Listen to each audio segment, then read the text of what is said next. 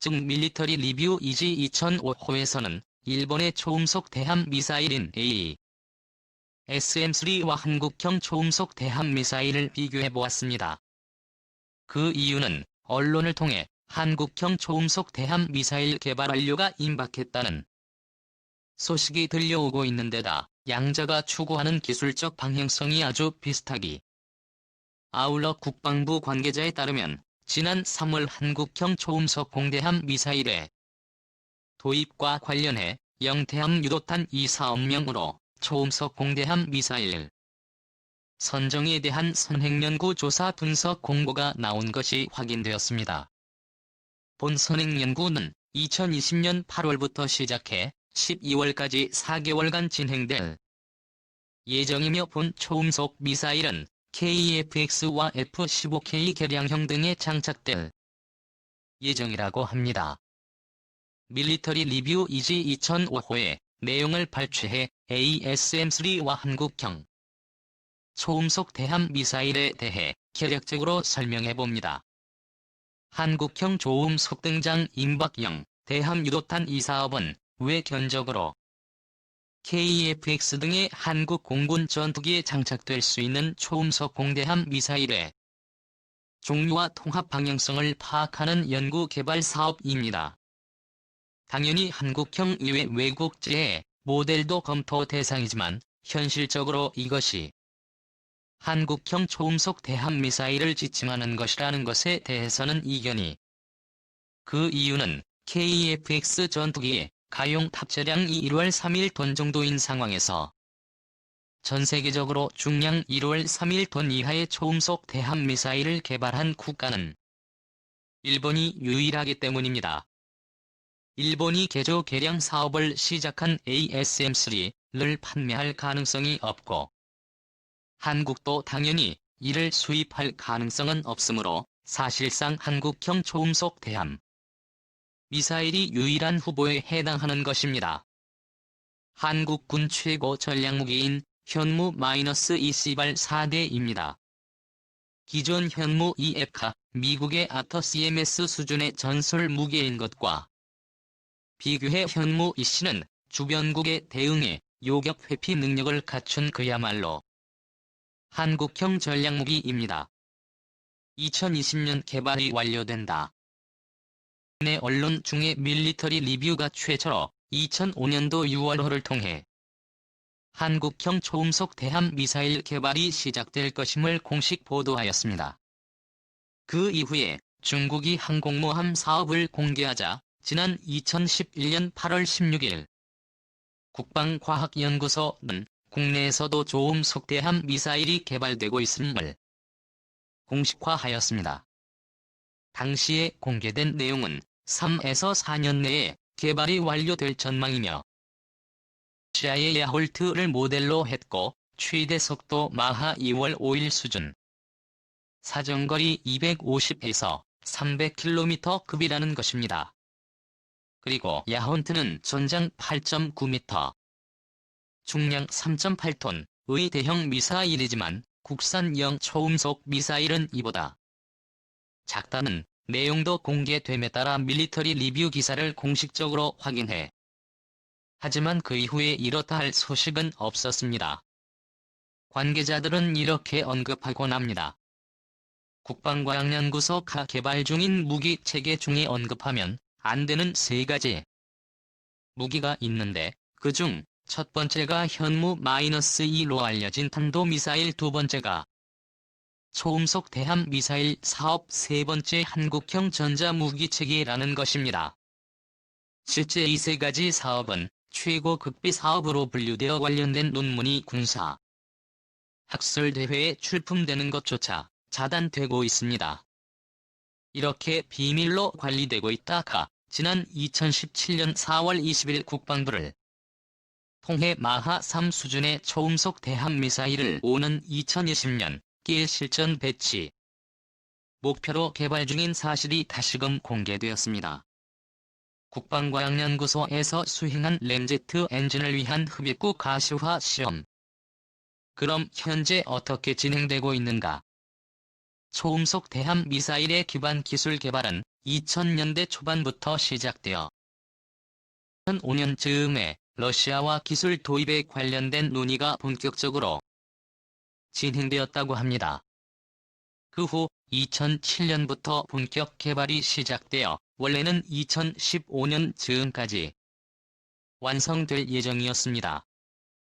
하지만 초음속 대함 미사일의 핵심 기술인 설계 중 고도와 저고도에서 의 안정적인 연소 문제로 인해 개발이 지속적으로 늦어져 결국 2020년 올해가 되어서야 겨우 완성 단계에 도달한 상황입니다. 한국형 초음속 대함 미사일 사업은 국방과학연구소 주도 하에 유도 체계는 미국 닉스원 이밤당하고 있으며 탄두와 신관은 한화가 램제트 엔진은 일화 테크윈이 각각 담당하고 있습니다. 즉 전체적으로 SSM-700K 해성 대함 미사일을 개발한 국과연의 사업 부서와 기업이 후기 사업 형태로 개발을 진행하고 있는 것입니다. 그러나 현실적인 개발 장벽은 너무나 높았다고 합니다.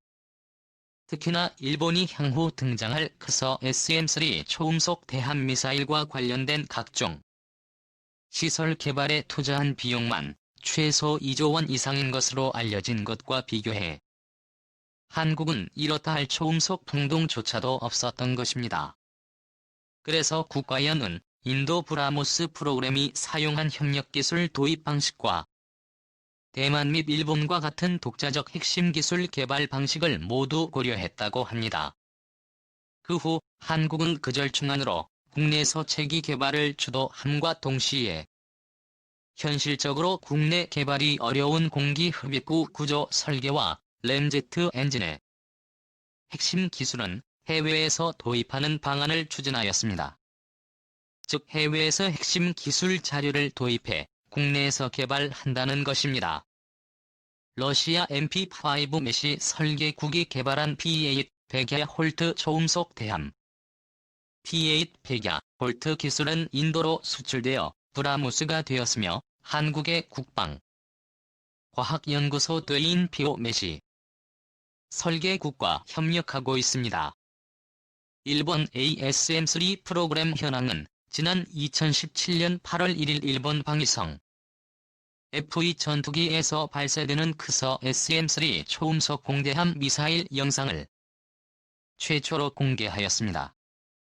신공대함이 2탄이라는 사업명으로 개발된 크서 SM-3는 그동안 모국 위남보 2탄 형식으로 수차 공개되었지만 실제 발사 영상 공개는 당시가 최초였습니다. 시험 발사된 크서 SM-3는 성공적으로 퇴 헬리콥터 구축함 시간에를 개조한 표적함 의명중했으며 비행 과정에서 일련의 요구 조건을 모두 충족하였습니다. 방위성은 크서 SM-3를 2018년 실전 배치할 예정이며 계획이 예정대로 진행될 경우 초음속 대함 미사일 개발 및 실전 배치 사례 면에서 러시아, 중국, 대만, 인도에 이어서 세계 5번째 국가가 되었습니다. 그리고 독자적 기술로는 세계에서 4번째에 해당합니다. 일본이 공개한 크서 SM-3 미사일 시제탄입니다. 지난 2019년 3월 일본 마이니치 신문은 개발이 완료된 크서 SM-3를 양산하지 않고 곧바로 개량형을 개발할 것이라는 기사를 발표하였습니다. 마이니치 신문에 따르면 2017년 7월까지 크서 SM-3는 총 15번의 발사 시험을 실시했으며 전체적으로 테스트는 아주 성공적이었다고 합니다.